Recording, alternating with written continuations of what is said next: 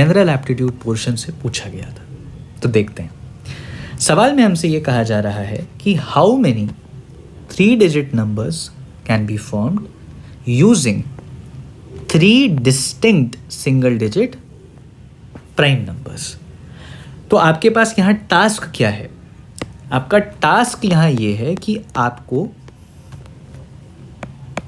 आपका टास्क यहाँ पर ये है कि आपको यहाँ पे 3 डिजिट का नंबर फॉर्म करना है।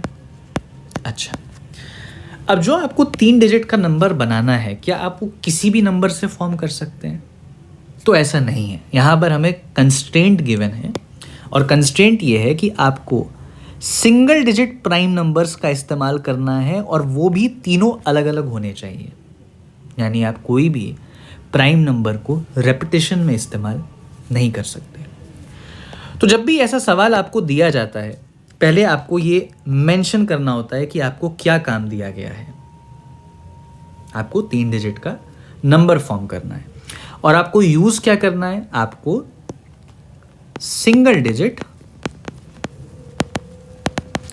प्राइम नंबर का इस्तेमाल करना है जो कि तीनों अलग अलग हों। बिल्कुल सही बात है, ठीक है। मतलब कि ऑल शुड बी डिस्टिंक्ट, सब अलग अलग होने चाहिए। तो ऐसे सवाल को हम कैसे करते हैं? ये परम्यूटेशंस एंड कॉम्बिनेशन का सवाल है। तो यहाँ पे जब भी हमें पीएनसी में कोई काम दिया जा रहा है डिजिट फॉर्मेशन का, तो हम क्या करते हैं? हम इमेजिन करते हैं कि हमारे पास 3 स्पेस है और हम ये देखते हैं कि इन स्पेसेस को मैं कितने तरीकों से फिल कर सकता हूँ। तो कितने तरीकों से फिल कर सकता हूँ, उसके लिए पहले मुझे ये देखना पड़ेगा कि मेरे पास भरने के लिए ऑप्शंस हैं क्या।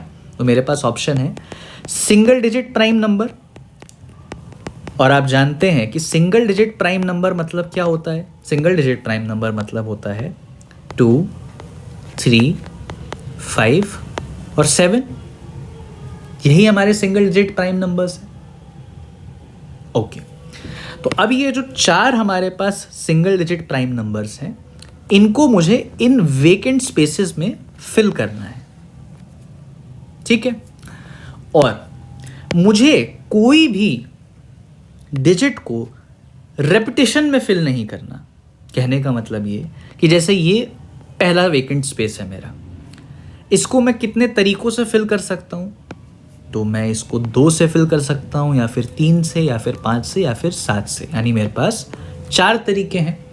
अच्छा, मान लीजिए मैंने पहले स्पेस को 7 से फिल कर दिया, तो मेरे पास इस सेकंड वेकेंट स्पेस को भरने के कितने तरीके मौजूद हैं?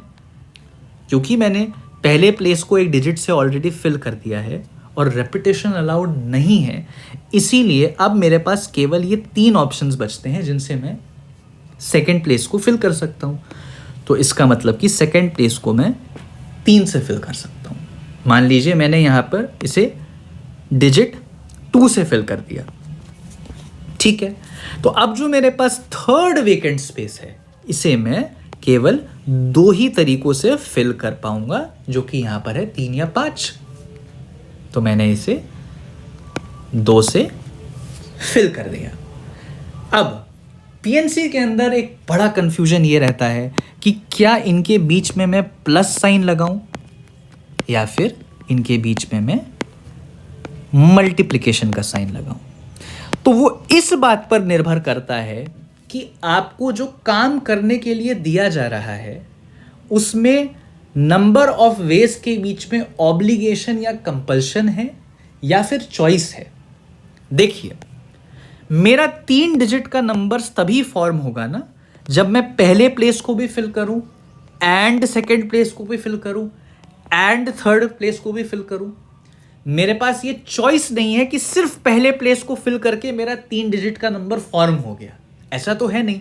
3 डिजिट का नंबर तो तभी बनेगा ना जब पहला प्लेस भी फिल करूंगा और दूसरा प्लेस भी फिल करूंगा और तीसरा प्लेस भी फिल करूंगा। तो ये जो एंड है कि पहले प्लेस को भी फिल करना है एंड दूसरे को भी फिल करना है एंड तीसरे को भी फिल करना है, तब जाकर के मेरा 3 डिजिट का नंबर फॉर्म होगा। तो ये जो एंड है ये ऑब्लिगेटरी या कंपल्शन की कंडीशन को रिप्रेजेंट करता है, और जहां भी कंपल्शन आपका आ रहा है वहां आपके नंबर ऑफ वेज के बीच मल्टीप्लिकेशन आ जाएगा, यानी इसका आंसर हो जाएगा 24 के बराबर। तो इसका आंसर है 24।